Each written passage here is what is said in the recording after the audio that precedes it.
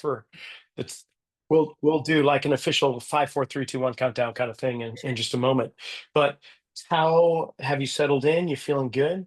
Yeah, no, I'm about 6 months in, so a little bit more. So I'm like feeling like I got my feet under me. I like get the flow of everything. I feel it was a big adjustment coming from the clinic. So I was like a traditional, I wouldn't say traditional, but an outpatient sports PT that did sports coverage like on contract.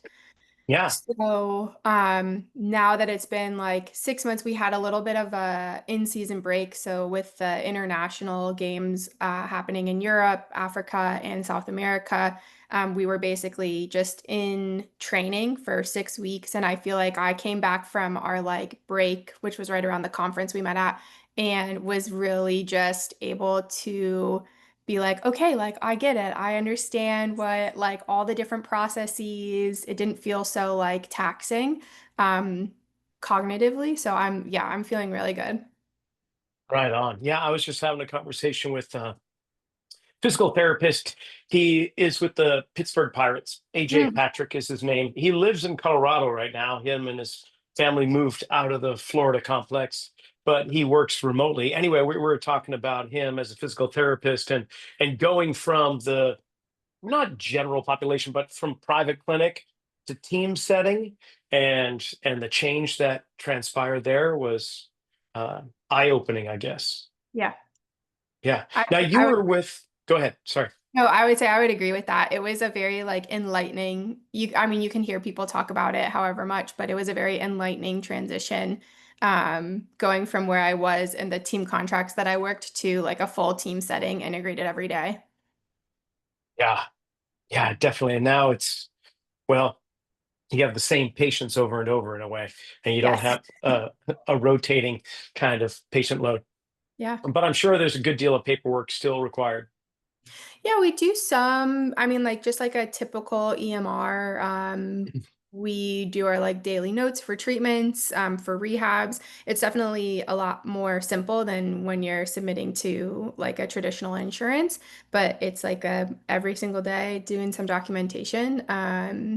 Yeah, very like it's a little bit more free flowing, I guess. Like it's a more open structure for how to document. Right on. That's Yeah, cool. yeah. Okay, so this is going to be like 45 to 50 minutes, Okay. and I'd love to talk about your path with Premier Lacrosse, but US Ski and Snowboard, and how you ended up in Gotham FC, and even before that, like as it typically goes, but not everyone is the typical path. But an athlete at a young age who sustained an injury, who had some amazing experience with that, that maybe they didn't compete at the level they wanted to aspire to, but then they had this idea of becoming a physical therapist. Are you along that path or something different? I actually did not ever go to physical therapy growing up. So I Me like neither. had That's yeah, like great. I didn't have a big injury. I had a lot of little ones, but like always managed by the athletic trainer. My path was actually like more along the lines of I knew I wanted to work with people. I knew that I loved sports and I was like a three-sport athlete in high school.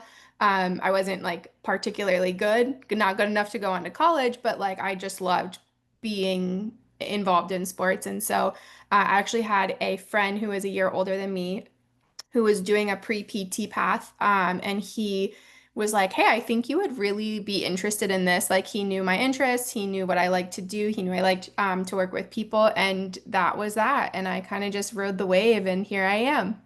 Right on. That is Yeah. so cool. So for me, same thing. I just knock on wood. I haven't really sustained any significant injuries uh, to speak of. I mean, no surgeries required or anything like that.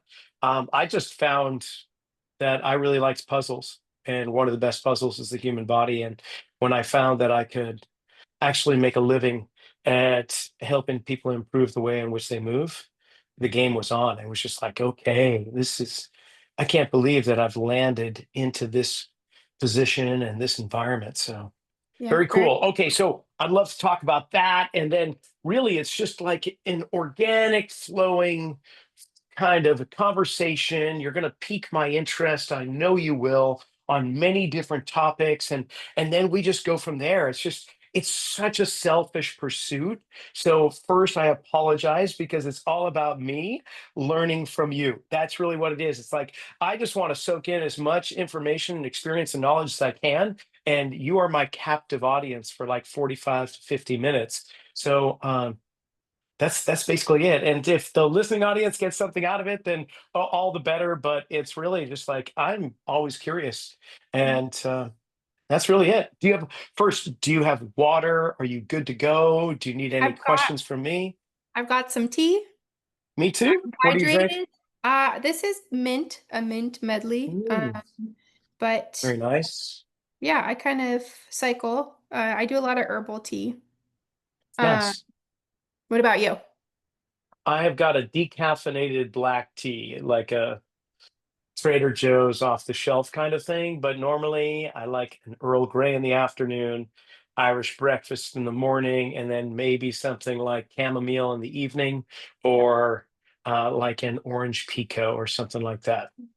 I Those are love good. Earl Grey, but I do like nightly bedtime tea, like the yogi tea has like a Ah, bed yeah. mix. I love it so much. Nice. All about it. Right on. Okay. So without further ado, I'm going to count down from five down to one, and we'll start it and we'll just jump in. Okay, Haley? Sounds good. Okay. And I did pronounce Haley properly, didn't You I? got it. Yep. Okay. It's That's not Hallie. not Okay. Halle Haley. Okay. Great. Five, four, three, two, one.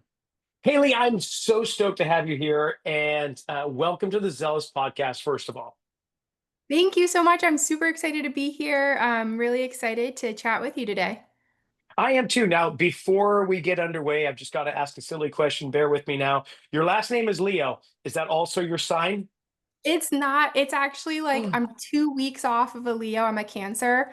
But okay. truly I get it all the time. I've got a ton. My best friend got me a Leo mug because she thought I was a Leo horoscope, and it took her like years to realize I never corrected her. So I'm a honorary Leo. But that's cool. You got a cup with your name on it. That's awesome. Exactly.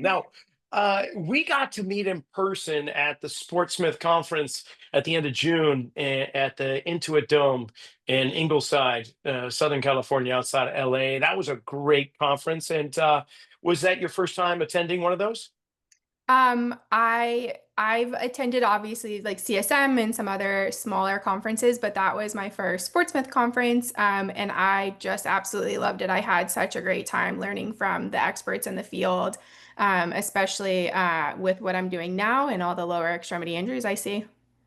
Ah, yes, I bet you do. So give us the rundown of like you've been involved in so many different sports, from US ski and snowboard to the Premier Lacrosse League, and now you're with Gotham FC, National Women's Soccer League. So how did this all come about? When did you know that this was the path you were going to take? Yeah. Well, we go way back to when I was a high school athlete. I was a four sport athlete. I played every single season. I was not very good at anything, but I like loved being out there and playing. But I actually never, like, knock on wood, never had a big injury, never had to go to PT. It was instead a recommendation of a friend who knew how much I love sports, how much I love being involved in sports. He knew I wanted to work with people and kind of help them be the best that they could be. And so that was kind of what brought me down the physical therapy route. And so from the very beginning of like going through the motions of taking your studies in undergrad and doing your volunteer work and your shadowing, I always knew that sports was my path that I really wanted to pursue. Were you a multi-sport athlete growing up? What did you do? Yeah, so I played field hockey, I played lacrosse, and I also ran track. Whoa. Okay. So are you East Coast then? You East hit Coast, yeah, lacrosse. some East East Coast. Coast Okay. sports in there. I'm going with the odds because if you grew up playing lacrosse, chances are you grew up in the Northeast, New York region, maybe Northern Midwest. Where did you grow up? I grew up in New Jersey. There we go. Okay. Yep. Cool. So you're back home to your roots then, is what I you're am saying. I am back home. I am actually like very, very close to where I grew up in New Jersey, which if you asked anybody who knows me, they never thought I would come back. Like I left and I was like not coming back to New Jersey. And then this job popped up and it was just, you know what, it was a perfect fit. And so hard to say no. So back I am in the hometown basically. And where'd you go to school for your physical therapy? You're a DPT, I imagine. Yep, so I went to Drexel University in Philadelphia. hmm Right on. Okay, Yeah. so out of Drexel, then you linked up with, where did you go? Did you do an internship somewhere and got hired on?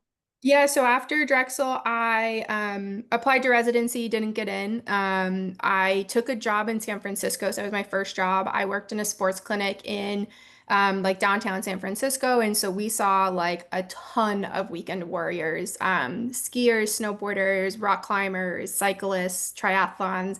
You know the type, I'm sure. Oh yeah, we're the Bay Area is filled with idiots. So yeah, I'm quite familiar with that.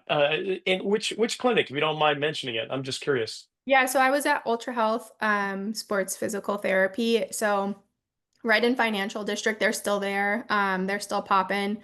So it was a great time. I learned a lot. I saw a ton of like high level kind of regular people, weekend warriors, people who were competing at really high levels while also working like a 9 to 5 job. And I enjoyed that. I also had opportunity in that clinic to work the Rugby World Sevens when it was in the Bay. Oh yeah, Yep. that was And then great. I did some volleyball tournaments and I worked with my boss was the PT for US synchronized swimming. And so she was a huge network early on in my career to kind of get involved in different sports and try out different things. She knew what I wanted to do.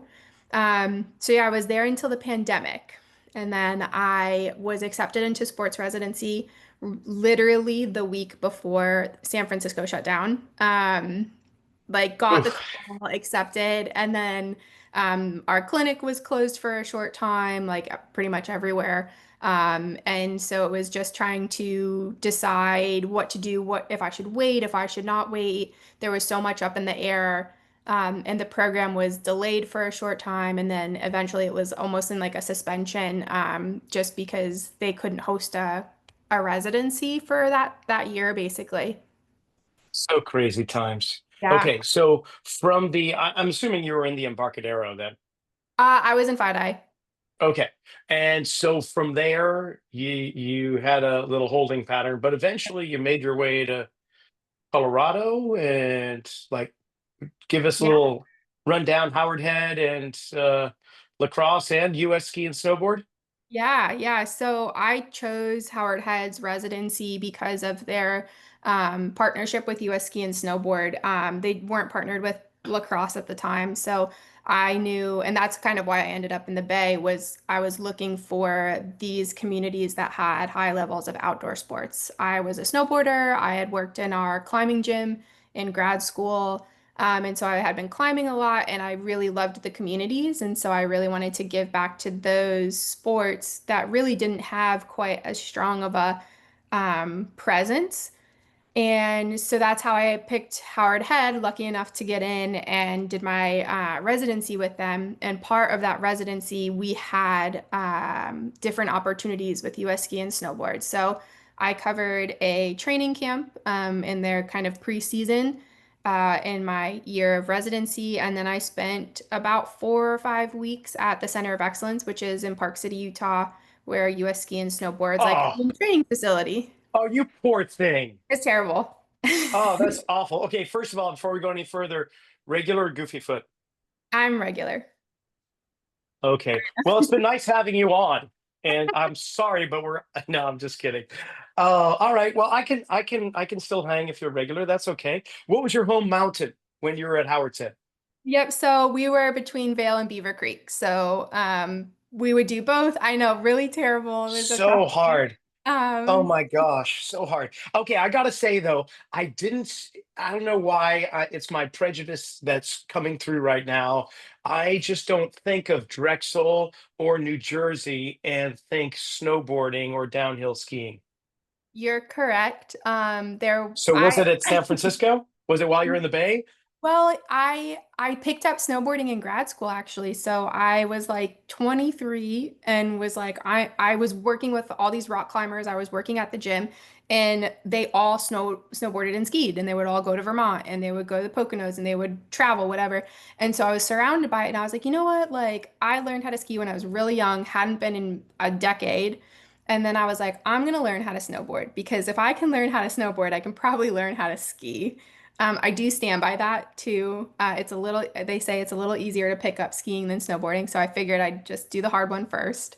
Good for Um, you. and so I started snowboarding and I just really loved it. And then when I moved to the Bay, I obviously had a lot of interaction with skiers and snowboarders, but I also had a group of friends that we would rent a house in Tahoe and we would basically go up every weekend and ski or snowboard. So I Flat was Star, Alpine, where did you go? we were Palisades now. Yes, yes, Yes. or formerly known as Squaw Valley. But Exactly. So I was like, yes. they changed it after I left. So yeah, it was mostly at Palisade.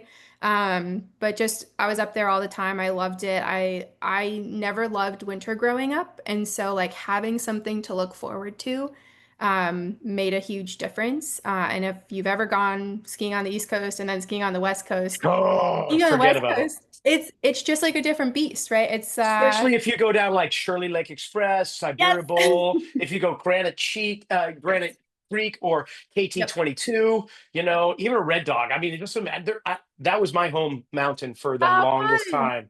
So Yeah. I loved Palisades prior to it changing its name. And then, the corporation bought it out and tickets got enormous. But okay, have you ever done the California Biathlon, which is basically either boarding in the morning and surfing in the evening or vice I have versa? not. No, I did not. All right. You'll have Nope. to come I know. back. I know. I could do it.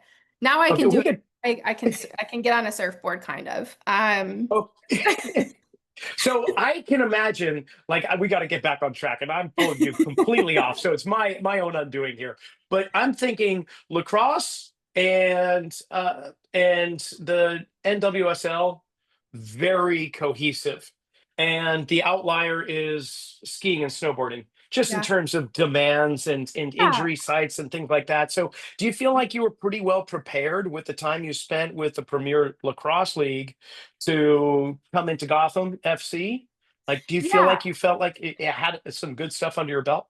I did. I spent so after my residency, I stayed on at Howard Head for 4 more years. So I was there almost 5 years. And I saw a ton of field sport athletes. And so I was very involved in the high schools. I was very close with a high school athletic trainer in my town. And so I had this network of, unfortunately, these high school aged girls who were having these pretty large injuries, ACLs, revision ACLs, just really kind of tragic long-term recoveries, but I loved working with them. And so I had been with the snowboard team for 2 seasons. I had been with lacrosse for 2 seasons.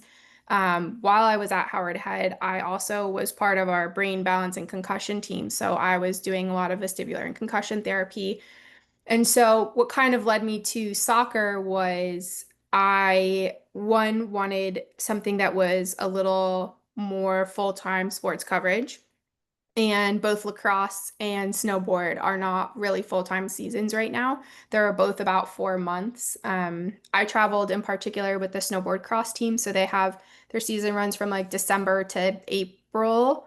And so it's not a full-time position that you could have with them.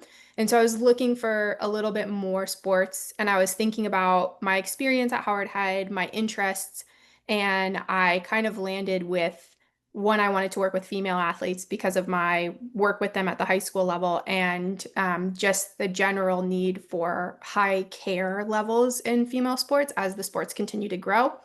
And two, I wanted something that I felt I had enough capability and knowledge base to support well. And so living in Colorado, it's a ton of knee injuries, a good amount of hip and low back injuries, and a lot of concussions. And so Yeah, so I was Yeah. just looking at like, what do I know well? What am I good at? What do I see a lot of? And then how can I bring that to a job that has a little bit more of a full-time opportunity, and could really use better rehab moving forward.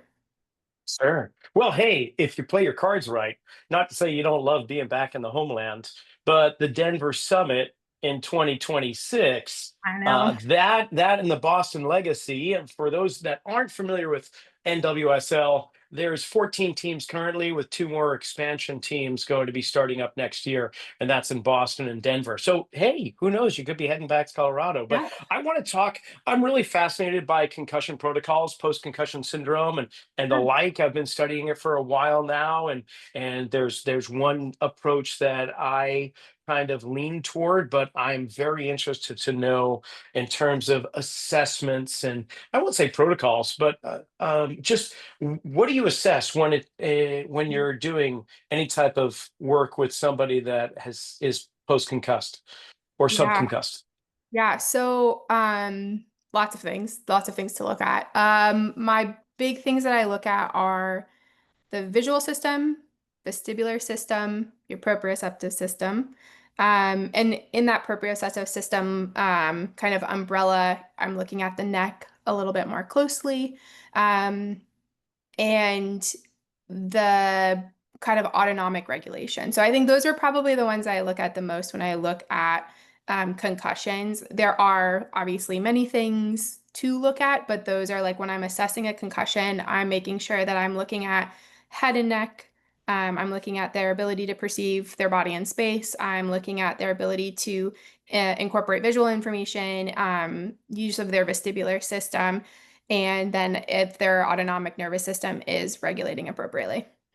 Okay, so let's go into the weeds here, because I'd love to get a little more technical. So let's think of the different things that the visual system is responsible for: targeting, fixed gaze, tracking, near and far, muscular involvement and control, um, saccades, reflexive saccades, all these things. So the way in which I have been taught is that we're going to assess one of those elements Mhm. that I just listed, and as it relates to the autonomic nervous system and how it receives it, how it interprets, and how it responds. Are Mhm. you doing more or less the same thing, or is it More or less. different? No, I definitely would say that. I say that my education falls heavily in vestibular training. And so where I was in kind of the education I had focused a lot on that the vestibular system is frequently underdiagnosed for issues. And so most PTs will know their visual tests. And they'll train their visual tests if they see that there's an issue. But what we can see is that with a vestibular issue, the visual system will compensate, and the compensation can give you a false positive test. So it will look like the test is positive, but it might not actually be positive. And so I lean heavily on the vestibular end of treatment. Obviously, that's why you're doing your assessment to look at all of those systems and determine like where their dysfunction lies. But I find that more often than not, the vestibular system is an underlying issue that is a little trickier to catch and just a little less obvious and can have other issues in the other systems. So you're doing VOR kind of assessments, vestibular ocular reflex, for those that aren't familiar with VOR. Like, are you doing that type? Are you doing specific head positions in a static hold or dynamic? Are you assessing saccules, utricles? I mean, sincerely, I'd love to get technical with you. So Yeah. don't feel like you have to dumb it down. No, no, I'm super excited. I'm love this topic. So when we look at the vestibular system, when I look at the vestibular system, we're looking at the body's ability to perceive its position in space without visual input and with minimized proprioceptive input. Really hard to take out proprioceptive input. There's just it's kind of everywhere. It's Yeah. in our neck, right? It's just hard to like completely eliminate, in my opinion. So we're looking at like how does the system perceive itself with no visual input and minimal proprioceptive input, do you feel like you're moving when your eyes are closed and you're sitting unsupported? That's a pretty good indicator of whether or not your vestibular system is actually functioning. It's called sensation of motion at rest. I'm also looking at like sensitivity to motion. So like I do a lot of head shaking to look at like quick motion tolerance. But essentially you're looking at, do you have sensitivity to motion along your canal? So your horizontal, your anterior, posterior canals. You're looking at your utricle and your saccule. So do you have trouble with orienting yourself with like vertical motions or horizontal motions of the body? So that's kind of where I look first. And then once I have an idea of like, okay, say someone clears all those tests and then they have a vestibular or a visual dysfunction in one of their, say, their saccade tests, I feel much better that that is actually a true visual dysfunction as opposed to a vestibular dysfunction. That would make sense in my mind, because without your vestibular system, you can't get off the ground. I mean, you Totally. can be blind, right? You can have a loss of vision and still be quite functional to the extent that you can be upright and ambulatory. But without your vestibular, you're a monkfish on the deck of a boat. You're not going anywhere, right? So Yeah. that and so my mind starts to go off on these kind of tangents based on what you say. Like, first of all, you take away their visual field. Do you reduce it though? Like, there is a huge leap with eyes open versus eyes closed. And normally when I'm doing kind of balance drills with clients, Mhm. especially those that are compromised, we're not going to take that huge leap where we're just going to balance on in this position and then suddenly close your eyes. I want them Mhm. to close their eyes so that they let in less light, or we're going to do a flickering kind of coquettish fluttering the eyes, or maybe we'll close one eye and then the other. Mhm. Is there kind of like a progression that you use, or you're like, hell no, Rock, we're just going to go all eye open and then blind the bastard? Totally depends. So when I'm testing, when I'm going through my examination, I just like visual system out. I got to see what's going on and how the vestibular system is functioning. When I'm rehabbing, I do use a kind of a progressive visual distraction, I suppose you could say. So I'm a big fan of the strobe goggles. We use them a lot in my last clinic. I really love them. I love them for ACLs and I love them for concussions and vestibular issues. I think they have widespread benefit. But I would use that where you're basically having the strobe goggles. If you don't know, they essentially occlude vision intermittently, and you can set it for different speeds. So you can set it for very slow, change between occluded and unoccluded vision, and then you can do it so it's just one eye, just the other eye, alternating eyes. But it is a really cool tool to use if you're trying to have visual input, but maybe make it less reliable. So I would say in a concussion rehab, in a vestibular rehab, the focus is on sensory reweighting, essentially trying to get all your sensory systems back to a relatively equalized level. Obviously, like certain situations, one system is going to work more than others, but if you already have a system that's down regulated, it's very hard to rely on when you need it. So we're basically trying to get everything up to a typical or a relatively normal function, and then we play around with those sensory systems. So by using the strobe goggles, it's going to minimize your reliability on your visual system, which is going to force improved proprioception or vestibular function. Yeah, love that. I wish I had a pair. Instead, we have the Venetian blinds Oh that yeah. are in, the glasses, and imagine just for the listening audience, the blinds that have a louver that you can turn open and close. Just imagine that being your glasses, where you can occlude some of the light coming in, and that's really cool. We also use some apps, and I'm Mhm. sure you do too. But we've got AVOR.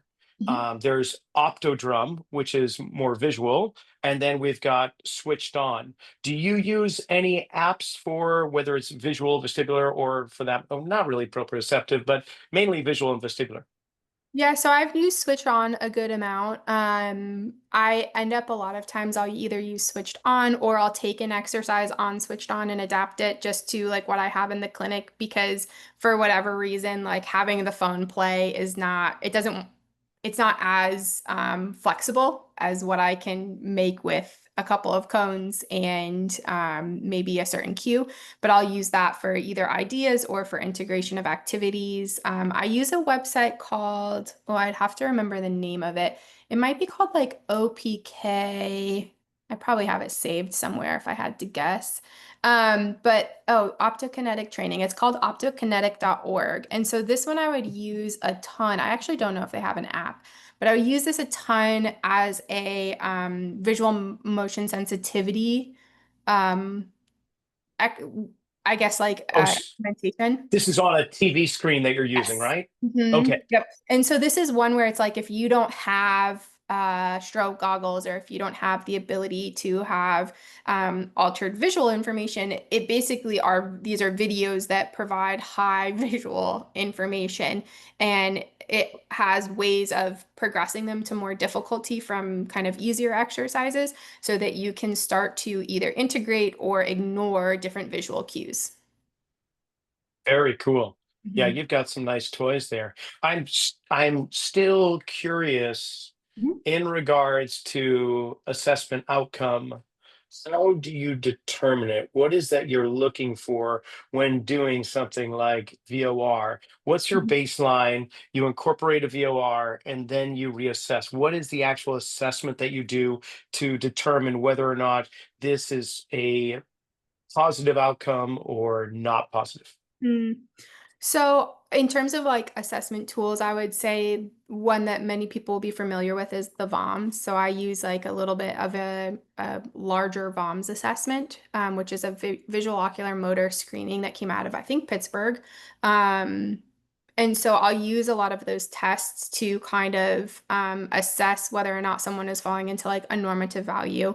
There are norms, the ability to move your eyes between like 1 and 3 hertz or 60 to 180 beats per second is like normative for things like the VOR, the saccades.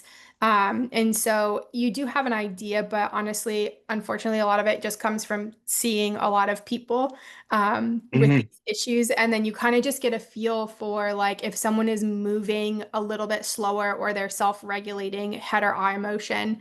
Um, in terms of like a test and like retesting, it's a little trickier, but I'll use the VOMs like at the end of every session, and at the beginning of every session to see like kind of where their symptoms are lying, how are they in terms of like actual just symptoms in terms of function. Are their eyes tracking well? Are they having jerky vision, or kind of that kind of staggered motion that you'll see? Um, are they overshooting or undershooting for a target? Do you find that they fatigue? So they start really well and they're hitting a good speed, and then after 10 seconds, all of a sudden they're like tapering off quite heavily. So it is much more of a field test, unfortunately. No, no, no, not unfortunate. It just shows you have experience, and I'm really glad you answered it that way because it just it validates the kind of the thought process that I have. I'm looking for a lot of blinking. I'm looking for Mhm. tearing up. I'm looking for complexion change. I'm looking for perspiration. I'm looking for attitude or emotional change, Yeah. fatigue, like you say.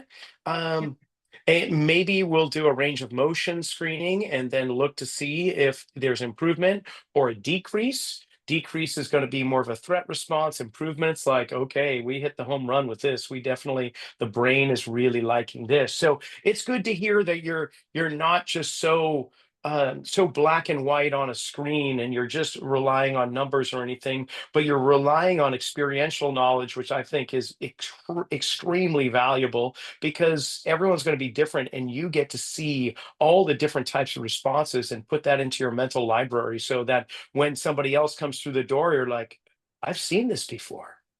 Oh, not that I know exactly where to go from here, but I recognize this, and maybe, just maybe, we should go in this direction and see what that leads to.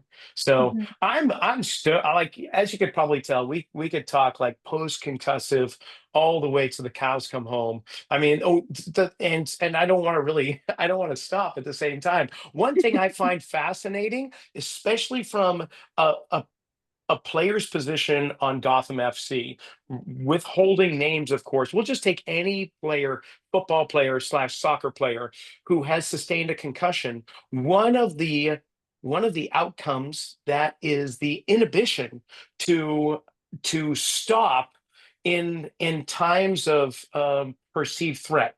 Mhm. Meaning, like they are a bull in a china shop after a concussion. They will literally go head first into a place where somebody that has not been concussed will actually stop and realize there is danger.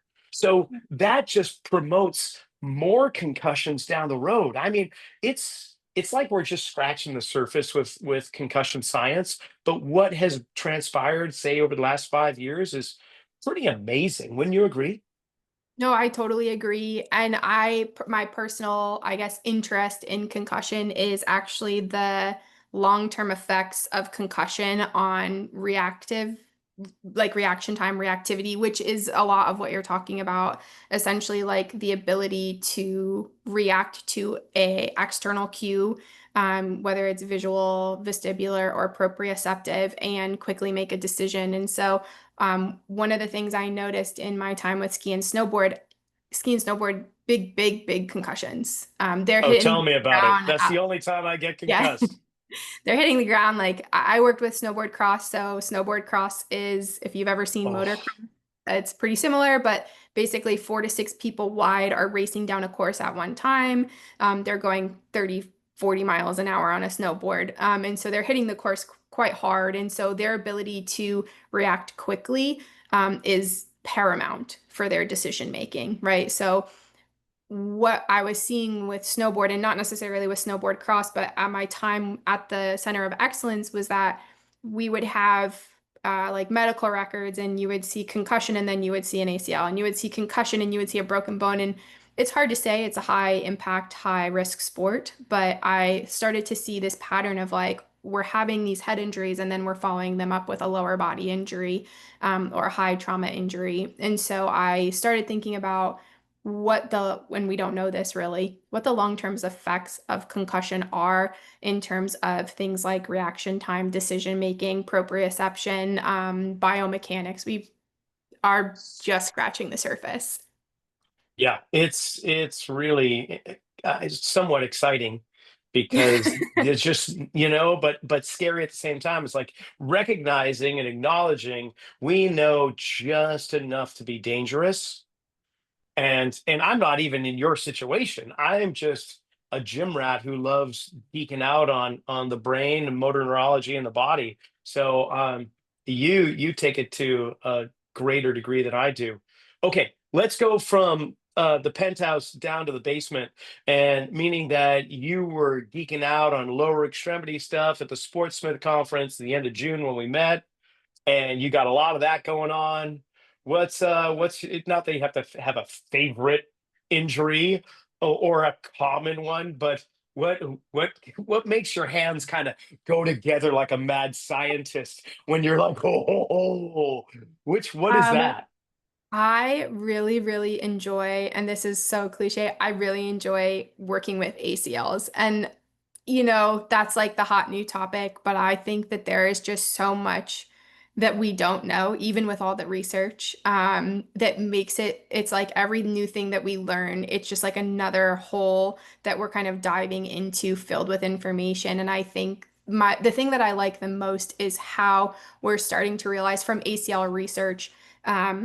How much there are like these neurophysiological changes that really impact how their rehab goes and how they're moving. And so taking that information and applying it to other injuries has been really fun. So we're talking about changes in like the motor cortex, changes in their ability to promote movements with or without visual cues. So I just like really love that. So I would say ACL is probably my favorite, but I see a lot of hip. and thigh injuries. And so I feel like they kind of that hip to knee, I would say. I'll take anything in there. So, a- and maybe it's just I'm trying to simplify things in my own head, but what Mhm. you're talking about from a neurological perspective is the protective mechanism, the fear or apprehension of loading damaged tissue or tissue that was once damaged. And is that what you mean when you're talking about the nervous system? More talking about how, with the loss of the ACL, there are changes in the feedback loop to the brain. And so there are different input to the brain, which Uh-huh. causes Sure. less, well, basically, like your motor cortex decreases in size. And so you have changes in your motor output. And so that's what we're seeing is that with the loss of that huge mechanoreceptor hub, there are changes in how your body is receiving information. And then there are changes in how your body is outputting that information into an action. Okay, so we're talking about the ACL being torn and not repaired or replaced, or or Either. just okay. So by not having, like you say, the mechanoreceptors, all that proprioceptive Mhm. feedback not available, it will alter movement patterns and motor unit recruitment. Yeah. Okay. And so then it would make sense to reestablish that Mhm. in the most effective manner once the ACL, if we've got an allograft, or these days it seems like they're grafting from the hamstring again. The hamstring tendon is the more popular one, um, or they're just going to try and repair it depending upon the severity of tear. Uh, so let's assume that one of those things has happened, and now they're with you. Mhm. How are you going to make it bulletproof again? If all Kevlar that knee. Right. So, obviously, lots of things. There's a lot of wonderful researchers who are coming out with really, really high quality information. But I think the historical way of treating the ACL injury is strength training, right? We're just trying to get them really, really strong. If we get them strong, that's a huge kind of important Oh, step sorry. for sport. I was falling asleep there for a second when you mentioned that. So I have a feeling that that's not really what you're going to tell me is the answer.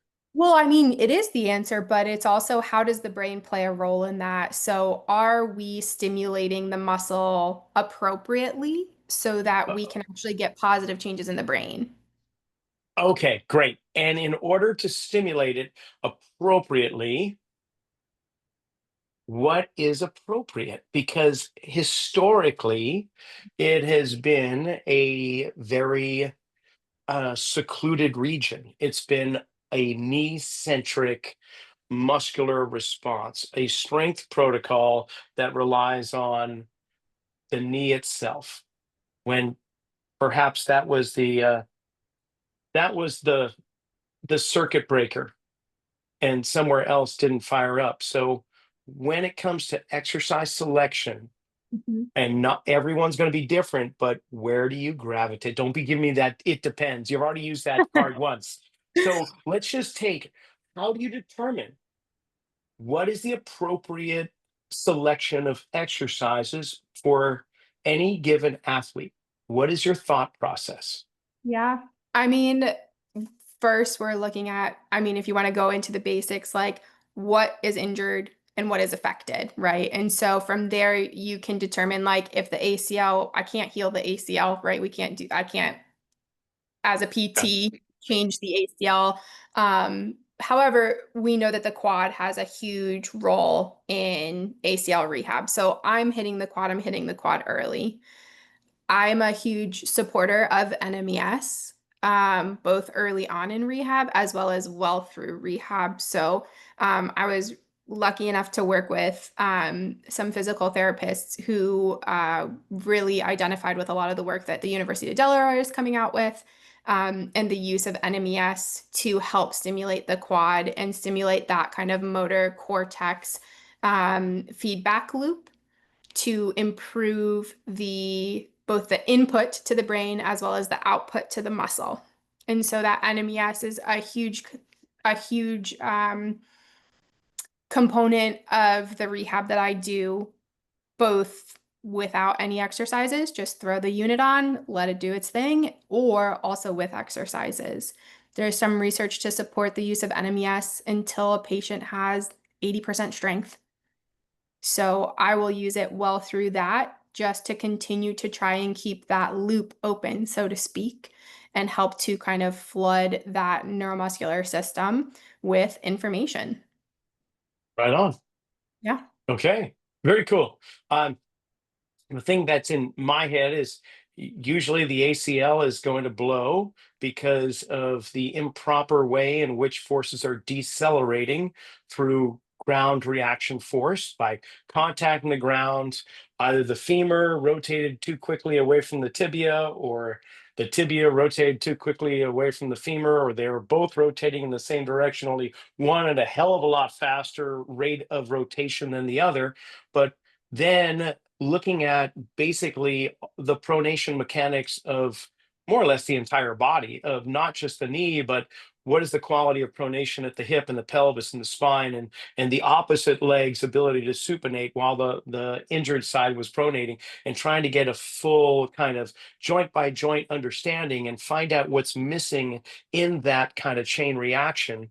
Because in my experience too is that most of the ACLs are going to be non-contact. Of course, you're going to have a slide tackle. Somebody's going to be really aggressive out there, but a lot of times it's just improper change of direction in terms of the motor control. So it's great that we can look at the knee, but also looking at the whole body. So I know that's your approach too, is that it's not just an isolatory kind of thing, but more integrative, comprehensive. It's like, let's feed up beyond that quad. Where's the quad end? Where's the pelvis begin? And is that how is the glute hamstring complex, and not only the VMO, but how is the calf decelerating the knee as well? And Mhm.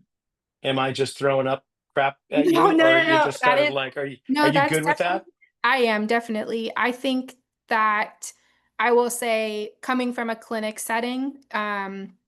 obviously it's hard, it's different. And That's so hard.